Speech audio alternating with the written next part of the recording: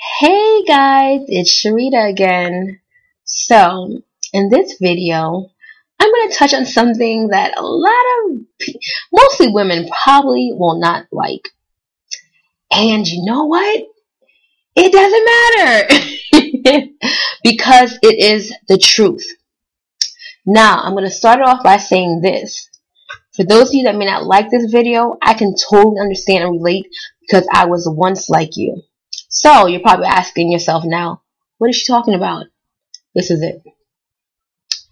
Women, you may have heard the phrase before that a woman is made for a man, right? And you're probably like, what? Are they crazy? But I'm here to tell you that that very thing is true. As women, we were made for men. Point blank, simple as that. Now, what does that mean? Break it down, Sharita, with pleasure.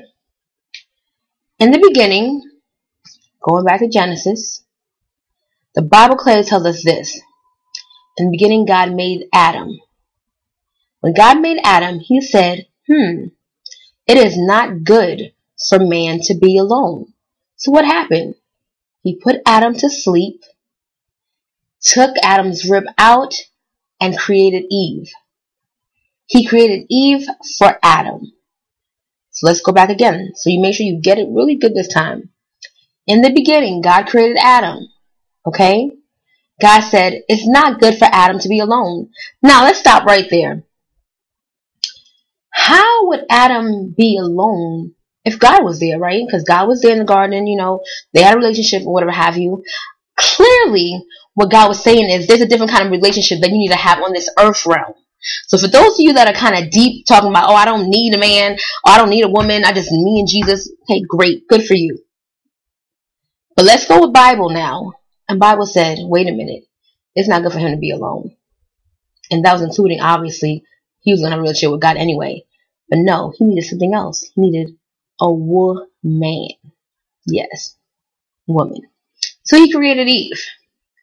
And Eve was created for him. That's why when Adam woke up, he said, hold up, wait a minute. I've named the cow. I've named the lion, the tigers, the bears, the birds, the robins, the snake, all that.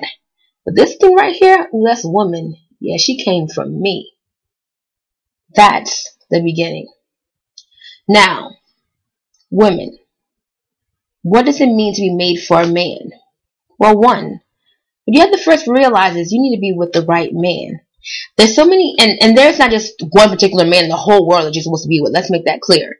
There are several men that will fit that criteria that what you're looking for, that has a God-given, gift and purpose here in life that you will be there to aid. Women, we are supposed to be the helpmate.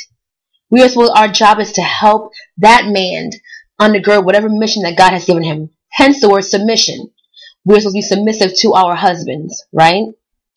Submission does not mean, okay, let's clarify that. Woman, you do what I say. I'm the man of this house. ... No, that's not submission. What submission is being with a man that has a God-given purpose, whatever it is. You are there to undergird that vision. I mean, you're there to help him, whatever it is.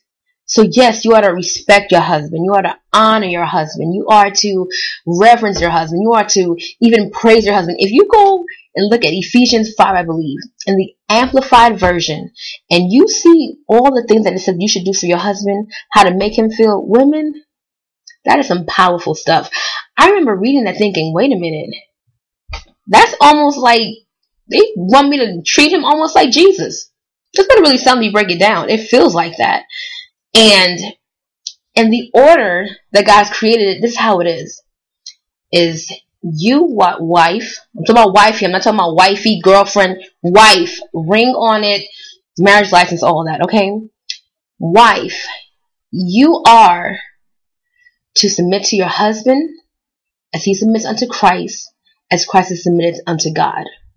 So you are to follow your husband, you are to aid him, and that does not mean he's not going to respect you. Being submissive, ladies, is powerful. Submission is powerful. You may be thinking, how is that? First of all, the mere fact that you can lead if you wanted to, but you chose to follow someone else is powerful. You've laid yourself down to be able to undergo that mission. That's powerful. 2, God honors you for obeying his word.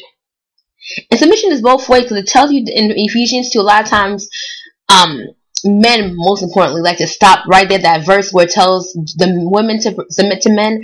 But right underneath there, it says, submitting themselves, husbands submitting yourself to your wife, submitting unto one another. So you have to really submit it to each other.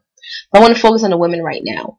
So you think submitting to your husband is honoring him by helping him in whatever he needs to do. Keeping yourself up, keeping the kids up, keeping the house, clean or whatever have you, or whatever agreement you guys have. Is honoring him is by saying, hey, you want to go on vacation or you want to go do something. But it's like, but the honor would be, let me run it by my husband first and see what he thinks. Society is so screwed up now where it make you feel like, oh, I'm not asking him nothing. I'm a grown woman. Or even with the men. I'm not going to ask my wife. I'm the man. No. What is this nonsense about you're grown? Just because you go to somebody else to, express what you want to do or brought it by them does not make you less of an adult. You're not a child because of it. You are a mature adult honoring and respecting your spouse. That's all that is. And because, I want to talk to you strong women out there, because a lot of women think because you're strong or because you're independent or what have you, you can't picture yourself being submissive to somebody. Or at least the person you're with right now. And most of the times that happens because the person you're with is not really a strong, aggressive man. Okay, I may be going a lot of different places with this video, but it's needed. For example, I'm a very strong personality. I'm sure you can see in my videos. I'm a very strong personality. I get things done. I'm a leader. I make things happen. I see a gap. I take initiative. That's me. I'm very aggressive. I'm very aggressive and very passionate about whatever it is that I do. All right? Okay. I had an issue with submission years ago. I'm not even lying to you guys. I remember when I first, was getting into the word and reading about submission and all that stuff. I literally told God, I said, God, you're going to have to change this for me. And the crazy part is I was serious. Like, I really felt like God was going to give me a get free pass. And she don't got to do submission. That was I thinking, like, God's going to change his word for me. No. So I've grown up now. I've matured. I understand now.